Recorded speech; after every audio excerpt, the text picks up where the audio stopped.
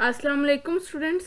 आज हम class 10th mathematics की unit number 3 matrices and determinants की रिव्यू एक्सरसाइज को सिंप्लीफाई करेंगे, जो कि पूरे चैप्टर पर बेस करती है। तो इससे पहले हमने मैट्रिसेस की एप्लीकेशंस देखी, उसकी हिस्ट्री को देखा और मैट्रिसेस को सिंप्लीफाई करना, जिसमें एडिशन, सब्ट्रैक्शन, इन्वर्स लेना और मैट्रिसेस के दो मेथड्स को हमने देखा, matrix inversion method and Cramer rule, जिससे हमने इसके सॉल्यूशंस को फाइंड किया। उसके बाद हमने 3.4 एक्सरसाइज में इनकी एप्लीकेशंस को देखा।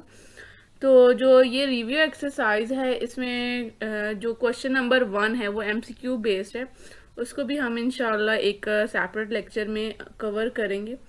तो इसका जो क्वेश्चन नंबर 2 है वो है हमारे पास, if P equal to this, P एक मैट्रिक्स गिवन है हमारे पास और देन हमने शो करना है कि P इनवर्स इक्वल है P inverse P equal to I।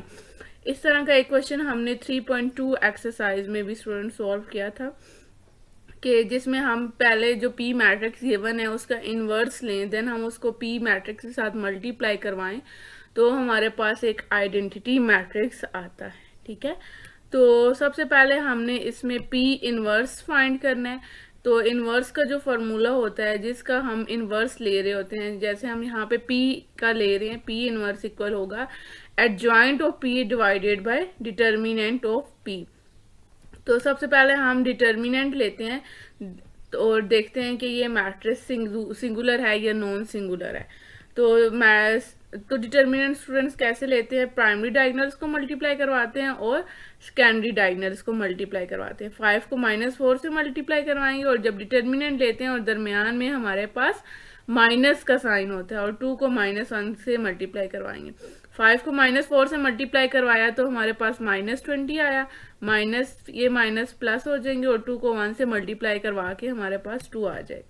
-20 + 2 हमारे पास -18, बड़ी वैल्यू के साथ माइनस साइन है इसलिए यहाँ पे माइनस आएगा। उसके बाद हमने इसका, अब ये नॉट इक्वल टू 0 आया यानी कि नॉन सिंगुलर है, तो हम आगे इसको प्रोसीड करेंगे। तो उसके बाद हमने एडजॉइंट ऑफ P लेना है। एडजॉइंट P कैसे लेते हैं, जो P मैट्रिक्स है ये इन दोनों प्राइमरी डायगोनल्स की हम जगह चेंज करते हैं और सेकेंडरी डायगोनल्स का साइन, अब जैसे 5 की जगह -4 आ जाएगा और -4 की जगह 5, और -1 और 2 का हमने साइन चेंज करना है, -1 की जगह +1 और +2 की जगह -2 आ जाएगा। ठीक है, एडजॉइंट ऑफ P आ गया हमारे पास। उसके बाद हमने P इनवर्स वाले फार्मूले में पुट करना है, उसमें एडजॉइंट P को न्यूमरेटर में रखेंगे और डिनोमिनेटर में डिटर्मिनेंट ऑफ P। फिर उसके बाद -18 को हमने सारी एंट्रीज के साथ, एडजॉइंट P वाली सारी एंट्रीज के साथ डिवाइड करवाना है। डिवाइड करवा के 4 और 18 दोनों इवन नंबर्स हैं, दोनों की 2 के साथ कटिंग हो रही है, कर दी, और -1 बाई -18 एज इट इज आ जाएगा क्योंकि यहाँ पे कटिंग नहीं हो रही। इस तरह 5 बाई -18 भी एज इट इज आ जाएगा। इसके बाद 2 और 18 की हमने कटिंग करनी है। P इनवर्स आ गया हमारे पास, जो इसका फर्स्ट पार्ट था जो हमने प्रूव करना है, P इनवर्स। इसमें हम पहले P मैट्रिक्स लिखेंगे, उसके बाद P इनवर्स वाली मैट्रिक्स लिखेंगे, देन हम इन दोनों मैट्रिसेस को आपस में प्रोडक्ट इनका लेंगे। ठीक है, प्रोडक्ट लेने का क्या प्रोसीजर है, इसमें सबसे पहले हमने देखना है कि क्या आया, ये दोनों मैट्रिसेस आपस में मल्टीप्लाई हो सकती हैं या नहीं। तो उसका क्या तरीका था कि जो फर्स्ट मैट्रिक्स है इसमें देखना है हमने कि नंबर ऑफ कॉलम्स दूसरी मैट्रिक्स के नंबर ऑफ रोज के इक्वल हैं या नहीं।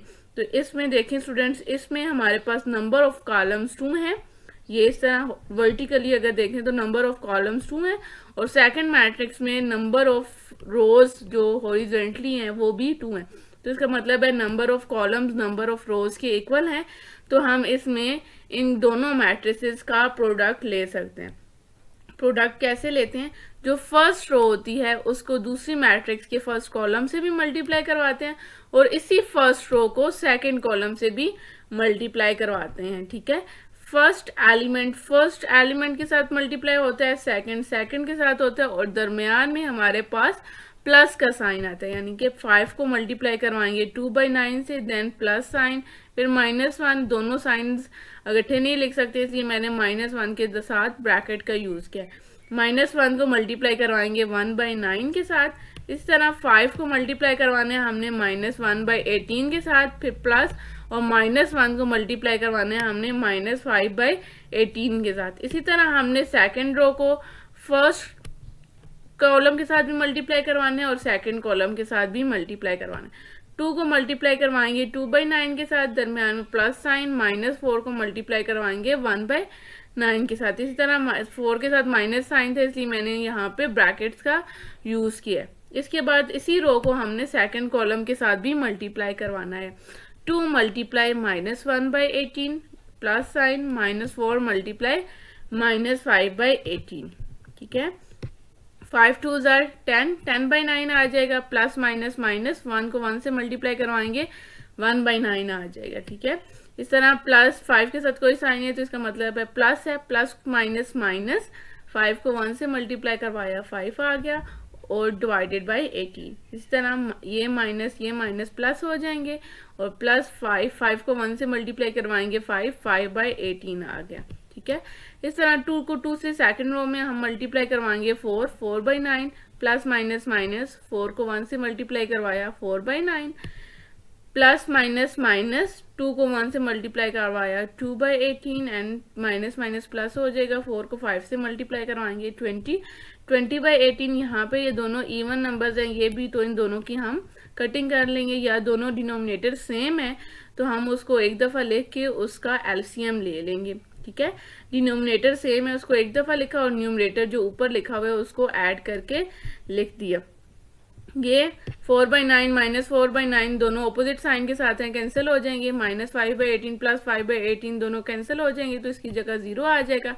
यहाँ पे भी हमने एलसीएम लिया 9, दोनों डिनोमिनेटर सेम था तो उसको 1 टाइम लिखा और न्यूमरेटर को अगट्ठा लिख दिया। 10 में से 1 माइनस करेंगे तो 9/9 कटिंग करके हमारे पास 1 आ जाएगा। और यहाँ पे -2 + 20 18 होता है, 18/18 भी हमारे पास कटिंग होके 1 आ जाएगा, जो कि हमारे पास आ गया आइडेंटिटी मैट्रिक्स के इक्वल। अभी हमने इसका सिर्फ फर्स्ट पार्ट सिंप्लीफाई किया है। इसके बाद पहले हमने P और P इनवर्स को मल्टीप्लाई करवाया जो कि हमारे पास आइडेंटिटी मैट्रिक्स आया।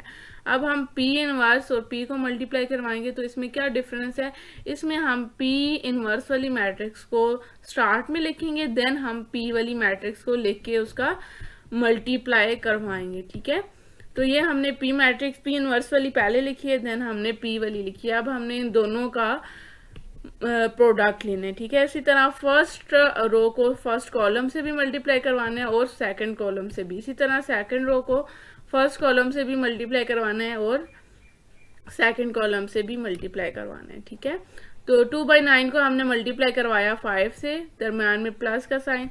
और स्टूडेंट्स आपने एक बात याद रखनी है, जब हम डिटर्मिनेंट लेते हैं, जब दोनों प्राइमरी डायगोनल्स और सेकेंडरी डायगोनल्स को मल्टीप्लाई करवाते हैं तो दरमियान में माइनस साइन आता है। स्टूडेंट्स यहाँ पे मिस्टेक कर देते हैं, प्लस साइन डाल देते हैं। और जब दो मैट्रिसेस का प्रोडक्ट लेते हैं तो हमारे पास दरमियान में हम प्लस साइन का यूज करते हैं। ठीक है, उसी तरह आपने मल्टीप्लाई करवाना है 2/9 को 5 के साथ प्लस -1/18 मल्टीप्लाई 2। इस तरह फर्स्ट रो को सेकंड कॉलम से भी मल्टीप्लाई करवाना है 2/9 मल्टीप्लाई -1 प्लस साइन -1/18 मल्टीप्लाई -4। ठीक है, और यहाँ पे सेकंड रो को भी आपने फर्स्ट कॉलम से मल्टीप्लाई करवाना है और सेकंड कॉलम से भी मल्टीप्लाई करवाना है। 1/9 मल्टीप्लाई 5 प्लस साइन -5/18 मल्टीप्लाई 2। ठीक है, इस तरह इस रो को आपने सेकंड कॉलम से मल्टीप्लाई करवाना है 1/9 मल्टीप्लाई -1 प्लस साइन -5/18 मल्टीप्लाई -4। उसके बाद इनको सिंप्लीफाई करके हमने देखा कि ये भी हमारे पास आइडेंटिटी मैट्रिक्स आई है।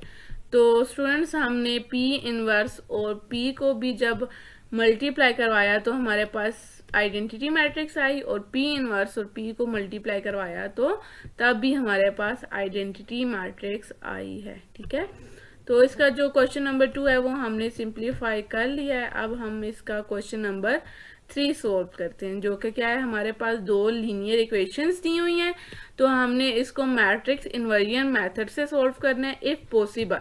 ठीक है, साथ उन्होंने लिखा हुआ है कि अगर पॉसिबल है तो आप इन दोनों लीनियर इक्वेशंस का सोल्यूशन फाइंड करें by using matrix inversion method. ठीक है, सबसे पहले हमने क्या करना है, इन दोनों इक्वेशंस को अरेंज करना है। ठीक है, ये दोनों इक्वेशंस अगर आप देखें तो अरेंज ही हुई है, क्योंकि लेफ्ट साइड पे हम वेरिएबल्स लिखते हैं और राइट साइड पे कॉन्स्टेंट्स। ठीक है, तो ये दोनों अरेंज नहीं है, तो सबसे पहले हम इनको अरेंज करेंगे।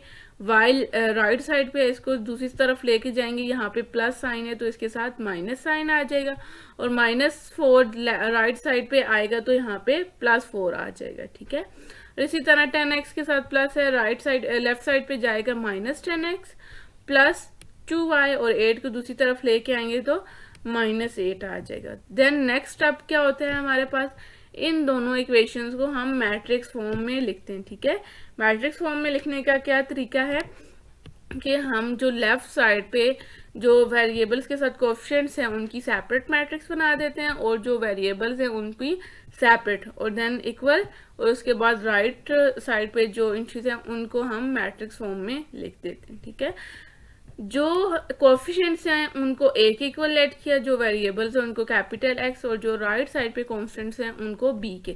तो मैट्रिक्स इन्वर्जन मेथड में हम क्या करते हैं, जो A इधर मल्टीप्लाई होता है उसको राइट साइड पे लेके जाते हैं, तो ये A इनवर्स बन जाता है। तो सबसे पहले हमने इसका A इनवर्स फाइंड करना है। A इनवर्स के लिए हम फार्मूला यूज करते हैं adjoint of A divided by determinant of A।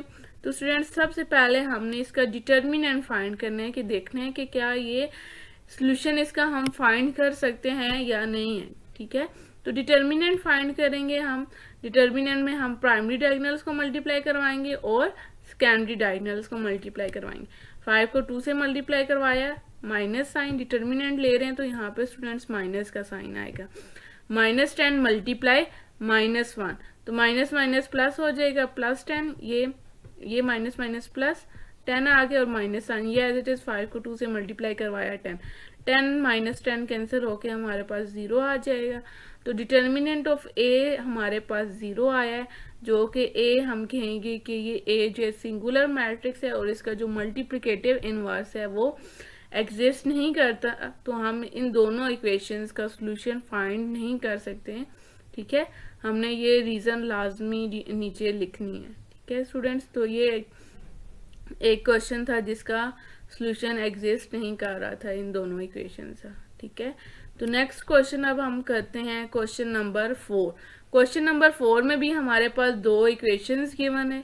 ठीक है, 2 लीनियर इक्वेशंस गिवन है, इसको हमने करना है क्रैमर रूल से। ठीक है, तो सबसे पहले इन दोनों इक्वेशंस को हमने देखना है कि ये दोनों इक्वेशंस अरेंज हैं या नहीं।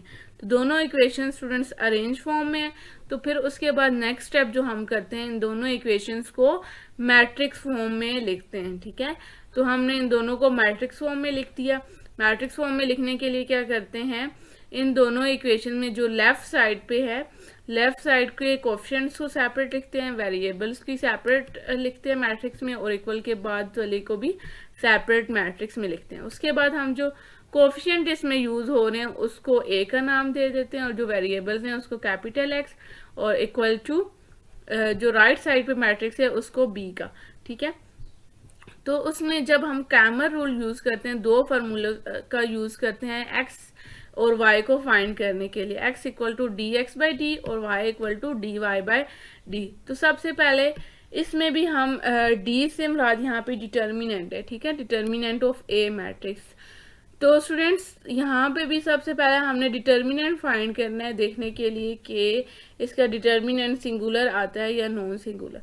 तो डिटर्मिनेंट हमने A मैट्रिक्स से फाइंड किया, 5 को 4 से मल्टीप्लाई, माइनस साइन, 10 को 2 से मल्टीप्लाई करवाया, 5 4 ज़ा 20, 10 2 ज़ा 20, 20 माइनस 20 हमारे पास 0 आ जाएगा। तो इसका भी जो हमारे पास डिटर्मिनेंट आया है वो 0 आया है, तो हम इसकी रीजन लिख देंगे कि सिंगुलर मैट्रिक्स है, इसलिए इसका सॉल्यूशन एग्जिस्ट नहीं करता। ठीक है, क्वेश्चन नंबर जो 5 है वो एक एप्लीकेशन बेस्ड है, बहुत ही इंटरेस्टिंग है अगर हम इसकी स्टेटमेंट को समझते हैं। तो इसमें स्टूडेंट्स ये है कि हमारे पास 2 इंडस्ट्री गिवन है। ठीक है, एक मसब्स की होम इंडस्ट्री और एक खानी की होम इंडस्ट्री। इन दोनों का जो रोज का टोटल खर्चा होता है वो हानी की इंडस्ट्री का 20,000 रुपीज़ है और मसब्स की इंडस्ट्री का 40,000 रुपीज़ है। ठीक है, अब यहाँ पे एक इम्पोर्टेंट बात ये है कि जो लेबर का रेट है और मटेरियल का रेट है दोनों इंडस्ट्रीज के लिए वो कह रहे हैं कि सेम है। ठीक है, हानीज होम इंडस्ट्री के लिए भी और मसब्स होम इंडस्ट्री के लिए दोनों रेट जो हैं वो सेम है, लेकिन इसमें फ़र्क इतना है कि हानी के पास 6 वर्कर्स हैं जो मिलकर 80 आइटम्स बनाते हैं। ठीक है, हानी के पास 6 वर्कर्स हैं जो 80 आइटम्स बनाते हैं और मसब्स होम इंडस्ट्री के पास 12 वर्कर्स हैं जो मिलकर 160 आइटम्स बनाते हैं। और इसमें हमें ये कहा गया है कि आप लेबर का टोटल कॉस्ट और मटेरियल का टोटल कॉस्ट अलग अलग फाइंड करके बताएं। ठीक है, तो इसमें जो हम लेट कर लेते हैं कि लेबर कॉस्ट पर वर्कर है वो हमारे पास x है और मटेरियल कॉस्ट पर आइटम जो है वो हमारे पास y के है। ठीक है, ये मैंने यहाँ पे साइड बॉक्स में लिख दिया है कि हानी होम इंडस्ट्री के पास कितने वर्कर्स हैं और कितने आइटम्स हैं और टोटल कॉस्ट, इसी तरह मसब का भी मैंने लिख दिया। ठीक है, हमारे पास कंडीशन क्या है, सबसे पहली वाली कंडीशन हम हानि के लिए लिखेंगे। ठीक है, x किसको रिप्रेजेंट कर रहा है, लेबर कॉस्ट को, और y रिप्रेजेंट कर रहा है मटेरियल कॉस्ट को। ठीक है, तो 6 वर्कर्स हैं तो 6x आ जाएगा और 80 आइटम्स हैं और ये जो है हमारे पास y रिप्रेजेंट कर रहा है मटेरियल कॉस्ट को, तो 80y आ जाएगा। और टोटल कॉस्ट कितनी है वो हानी होम इंडस्ट्री के लिए 20,000 है। इसी तरह हम जो दूसरी कंडीशन लिखेंगे वो मसब होम इंडस्ट्री के लिए लिखेंगे। इसके पास टोटल 12 वर्कर्स हैं और 160 आइटम्स है और इसकी टोटल कॉस्ट 40,000 रुपीज़ है। ठीक है, तो सबसे पहले हमने स्टूडेंट्स इन इक्वेशन को मैट्रिक्स फॉर्म में लिखना है। ठीक है, मैट्रिक्स फॉर्म में लिख दिया, उसके बाद इस वाली कोएफिशिएंट वाली मैट्रिक्स को a के इक्वल ऐड करना है और वेरिएबल्स वाली को x के, और जो राइट साइड पे है उसको b मैट्रिक्स के इक्वल ऐड करना है। तो यहाँ पे उन्होंने मेंशन नहीं किया है कि आप कौन सा मेथड यूज करें। इसी तरह अगर आपके पास स्टूडेंट्स पेपर में भी मेंशन नहीं होता है कि आप क्रैमर रूल यूज़ करें या आप इन मैट्रिक्स इन्वर्जन मेथड यूज़ करें, और बल्कि आप यहाँ पे इन दोनों इक्वेशंस को सॉल्व करने के लिए इनको साइमल्टेनियसली सॉल्व कर सकते हो, एलिमिनेशन मेथड का यूज़ कर सकते हो। तो अगर पेपर में मेंशन नहीं है तो आप अपनी मर्जी से कोई भी मेथड यहाँ पे यूज़ कर सकते हो। तो मैंने यहाँ पे क्रैमर रूल का यूज़ किया है। तो क्रैमर रूल में x और y को फाइंड करने के लिए हम दो फार्मूलाज का यूज़ करते हैं, dx इक्वल टू dx/t और y इक्वल टू dy/d। तो सबसे पहले स्टूडेंट्स हम यहाँ पे a जो मैट्रिक्स है उसका हम डिटर्मिनेंट लेते हैं। ठीक है, डिटर्मिनेंट लेके देखते हैं कि ये मैट्रिक्स सिंगुलर है या नॉन सिंगुलर है। तो इसमें हम डिटर्मिनेंट में क्या करते हैं, प्राइमरी डायगोनल्स को मल्टीप्लाई करवाते हैं और सेकेंडरी डायगोनल्स को मल्टीप्लाई करवाते हैं। 6 को 160 से मल्टीप्लाई करवाते हैं और दरमियान में आपने ध्यान रखना है कि माइनस का साइन ही यूज करना है। ठीक है, और 12 को 80 के साथ मल्टीप्लाई करवाते हैं। तो डिटर्मिनेंट हमने फाइंड किया, तो इसका डिटर्मिनेंट स्टूडेंट्स हमारे पास 0 आया। तो डिटर्मिनेंट 0 आया तो हम आगे प्रोसीड नहीं कर सकते क्योंकि ये मैट्रिक्स सिंगुलर है, तो इसका सॉल्यूशन हम फाइंड नहीं कर सकते क्योंकि डिनोमिनेटर में डिटर्मिनेंट लिखा जाता है तो उस तरह सॉल्यूशन अनडिफाइंड आ जाता है। ठीक है, तो स्टूडेंट्स आज हमने चैप्टर नंबर 3 कंप्लीट कर लिया, सिर्फ इसके MCQ रह गए हैं, वो भी इंशाल्लाह मैं जल्द कवर कर लूँगी। इसके बाद हम इंशाल्लाह मैं आपको मैट्रिसेस को, इनका प्रोडक्ट, इनकी एडिशन, सब्ट्रैक्शन और दोनों लीनियर इक्वेशंस को सिंप्लीफाई करना कैलकुलेटर पर भी बताऊंगी। तो सबसे पहले स्टूडेंट्स आपने चैनल को सब्सक्राइब करना है और साथ घंटी के आइकन को क्लिक करना है ताकि जो भी न्यू वीडियो आए वो आप तक पहुंचती रहे। ठीक है, और thank you so much for watching and अल्लाह हाफिज़ एंड टेक केयर।